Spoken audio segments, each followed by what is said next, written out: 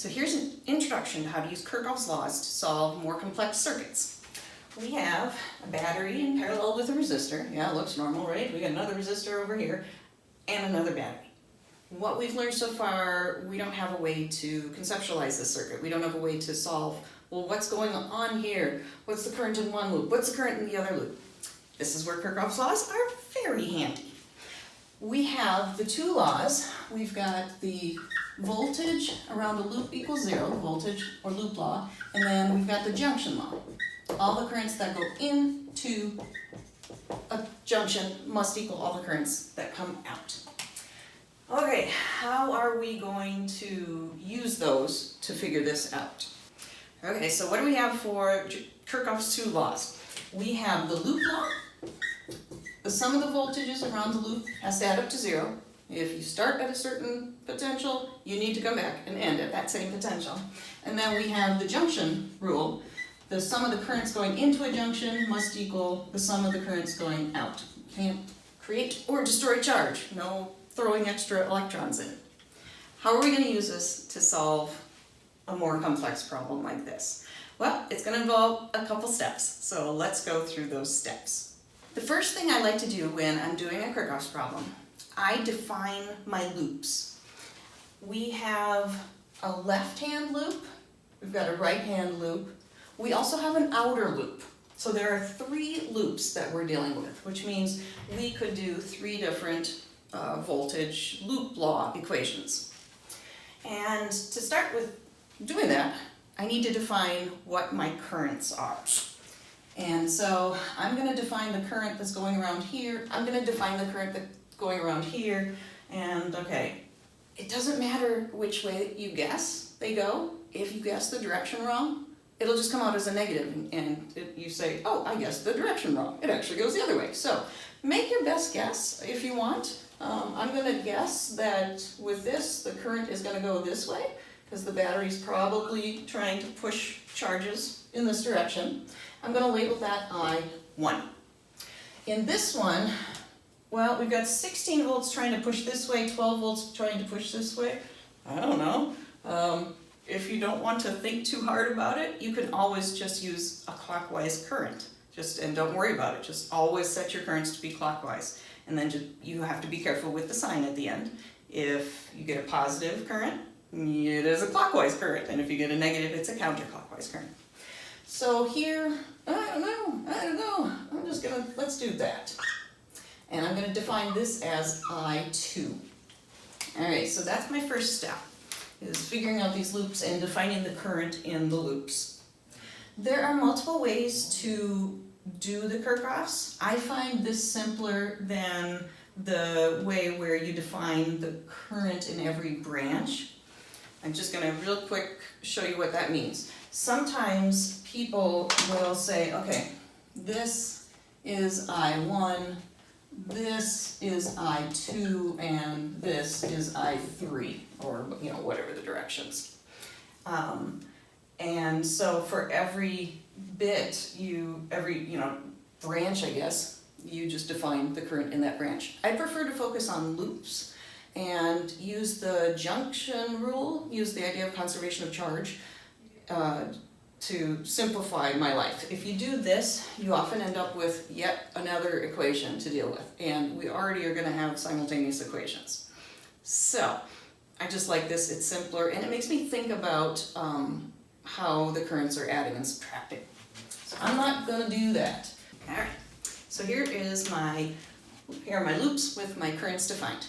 What I'm going to do next is pick a starting point pick a loop to examine, to study, to calculate on, and then define a starting point. Doesn't matter where your starting point is. I like to start at the negative terminal of a battery because then my first term is always positive. So again, it doesn't matter where you start.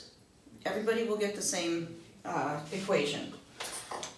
It also doesn't matter, we're going to walk around the loop, because the loop law is the sum of the voltages around a loop. So we have to walk around a loop. You could walk clockwise, you could walk counterclockwise, it doesn't matter. So where you start doesn't matter, which way you walk around the loop doesn't matter. I tend to I think I almost always walk clockwise around the loop. It's just, again, one fewer decision to make. So I'm going to start right here. I'm going to get a different color. And I'm going to say this is my starting point. And then what I'm going to end up doing is walk around, I'm going to walk around the left-hand loop. So I'm going to walk around this and add up all the voltages as I encounter them until I'm back to where I started. Okay, so some of the voltages around the loop have to add up to 0. Walking this way. I'm going from the negative to the positive terminal of the battery.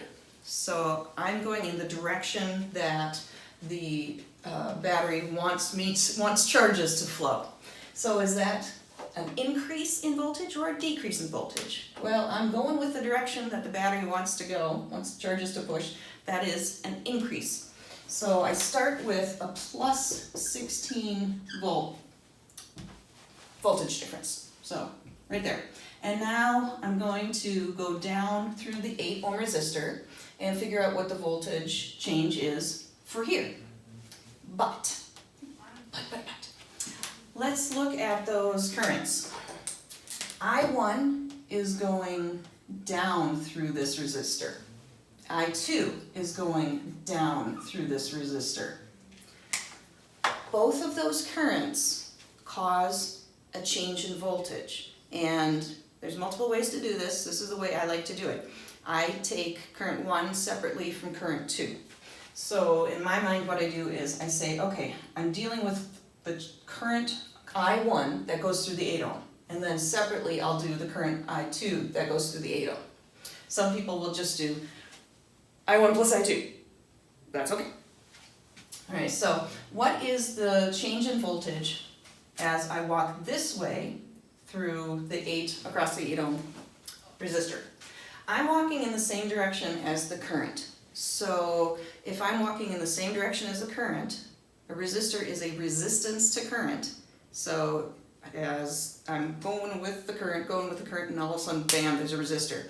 What that resistor is doing is reducing the voltage. It's a voltage drop. So minus the voltage across that 8 ohm from I1. And then let's do it the same thing. I'm walking through the 8 ohm resistor, walking across it, whatever, and there's going to be a voltage drop because I'm going with the current. So minus the voltage across that 8 ohm due to I2. I'm back to start. This is where I added up and I set it to 0. All right, so what does this do? How does this help us? Well, okay, that's not very useful yet, is it? But what is the voltage across a resistor? We have a formula for that. That involves the current and the resistance. So I'm going to use Ohm's law and replace this voltage with current times resistance.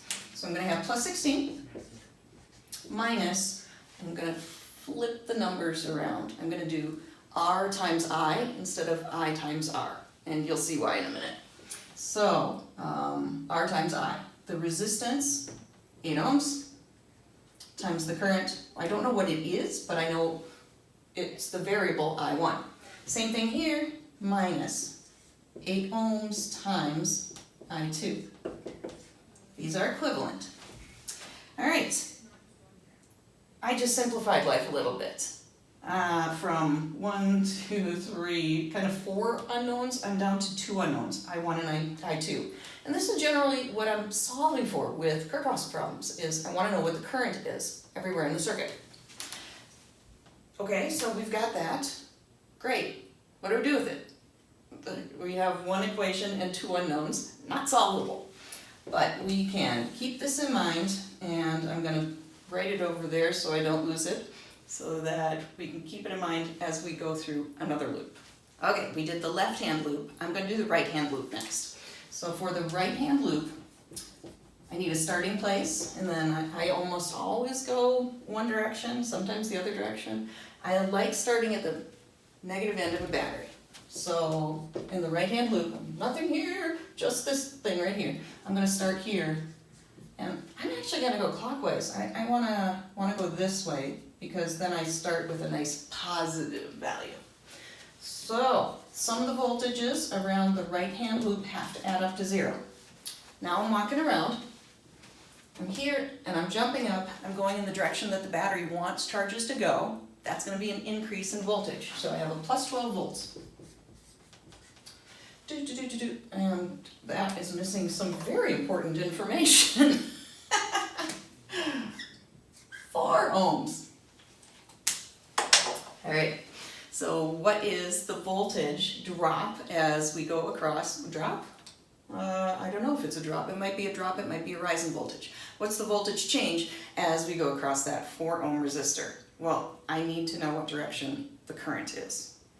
Are we going to be going with the current or against the current? Because the sign changes. One is a voltage drop, one's a voltage rise. So current I1 is only here, current I2 is this one, and it's going, we have I2 going up through that resistor. I'm also walking up. So I'm walking with the direction of the current. So we've got a positive change in voltage, and then we wham, hit that resistor, and that takes away our energy, takes away some of the voltage. So this is going to be a voltage drop, and it's going to be voltage drop. And I'm just going to do the same thing, but I'm going to jump straight to the Ohm's law version of the voltage. I times R, or R times I. What's the resistance? 4 ohms. What's the current? It's I2. All right. Walking there, walking there, walking there, and now I'm walking down. Well, this is exactly the same as last time. So I'm going to have minus 8 ohms times I1, minus 8 ohms times I2. We're back to start. This equals 0. We just created another equation with 2 unknowns, I1 and I2.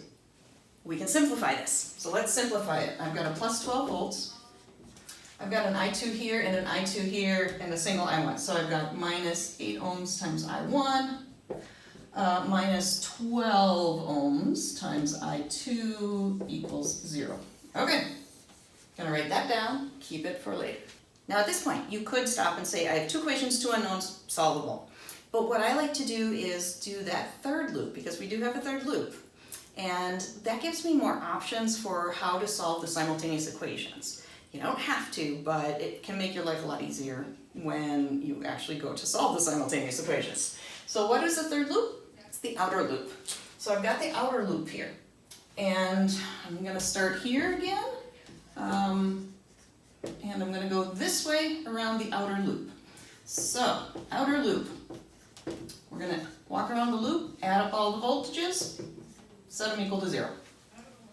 Alright, starting here, going with the direction that the battery is trying to push charge. So that is adding voltage. It's a voltage rise. Nothing. Now we've got these two. So here, we've got to be very careful here because the current I2 is pushing charge that way through this resistor. We said that if we walk this way through the resistor, it's a voltage drop. So if the charges are piling up, there's a lot of electrical pressure here, and then there's lower electrical pressure here once we've got some stuff flowing through that resistor. So if it's a voltage drop going this way, you can probably guess it's a voltage rise if we go the other way. So if I'm walking this way, it is a voltage rise. And I'm going to do R times I, 4 ohms, times I2. There is the voltage change from here to here, across that 4 ohm resistor. If I'm going against the current, it's a voltage rise. If I'm going with the current, it's a voltage drop. Now from here to here, I'm going, again, against the battery. I'm going against what the battery is trying to do. The battery is trying to provide voltage. Well, its job is to provide voltage to a circuit. But it's doing it this way. So if I'm walking the opposite way through a battery, so if I'm going against what the battery is trying to do, you can probably guess it's going to be a voltage drop. So I'm going to have minus 12 volts. I'm there, nothing, nothing, nothing, back to start. Okay, set it equal to 0. Here is my third equation. And, oh, I can simplify it. 16 minus 12. I'm going to have 4 volts plus 4 ohms times I2. That's a much simpler version of it. All right, there's our third equation. Now I'm going to look at the equations and see what we can do. Okay, I have 3 equations, 2 unknowns, easy peasy, right? And now here is where you're going to see why it's useful to do all 3 loops. Our left-hand loop, we had plus 16 minus 8 ohms times I1, I'm getting rid of that ohms, and the volts, minus 8 ohms times I2, that's equal to 0. That was our left-hand loop. Our right-hand loop, we had plus 12 volts minus 8 I1. Oh, I'm just going to get rid of that too. Minus 8 I1 minus 12 I2 equals 0. And you could have stopped there and said it's solvable. But if we look at the third loop, the outer loop, we end up with 4 volts plus 4 I2 equals 0. Our goal is to solve for I1 and I2. Well, that one looks awfully easy. So right here, I know that I2 is negative 1 amp. Negative. What does that mean? It means we guessed the sign of the current in that loop wrong. That's all it means. But it has a physical meaning. You can't just drop it because we said at the beginning that we thought the current would be going a certain way, counterclockwise. This negative says the current's actually going clockwise. Okay, so it's 1 amp in a clockwise direction. Now that I have I2, I can use either one of these equations to solve for I1. Does one look easier? Not really. 16 minus 8 I1 minus 8 I2. Oh, negative 1. I gotta be careful. Ooh, be really careful there. I2 is a negative 1 equals 0. Okay, 16 plus 8 is 24 equals 8 I1. I1 gets us a positive 3 amps. Our answer is I1 is 1 amp clockwise. I2 is 3 amps, and we had set that to be clockwise at the beginning. This positive sign says we're good with that, and so that is also clockwise. We now know everything, or can solve for everything in the circuit. We can solve for the actual voltage drop across each of the resistors. We could solve for the total current in that middle path, which would be 2 amps, if I'm thinking about it correctly. And we're done. Yeah, so with these, you need to end up by solving for what the current is and tell me what the direction of it is. Now these numbers I specifically set to be easy. You will very rarely get a whole number as an answer. Mostly it's going to be 0.86 or 0.52, something like that, maybe even 1.52. But in general, what we're looking for is I1 and I2, and you can look at 3 different equations and make your best choice for how to solve 3 equations for 2 unknowns. Again, this one was pretty easy. I'll show you next how, if we didn't have this one, how we could use something like this in order to solve for the current. I hope this is helpful. Kirchoff's is a little bit complex, and what I tend to tell people to do is just, okay, write down your steps. Define your current loops. I1, I2. And again, it doesn't matter which way you define them. If you always want to go clockwise, go clockwise, that's fine. And then we figure out for the loops, all 3, left, right, outer, or top, bottom, outer, we walk around and figure out what the loop law equation is. Once we have all three loop law equations, we can do simultaneous equations, do the math to solve for I1 and I2. We might end up having guessed the direction wrong. We might end up having guessed the direction right. We just have to figure that out, and then that's our final answer. Good job for watching.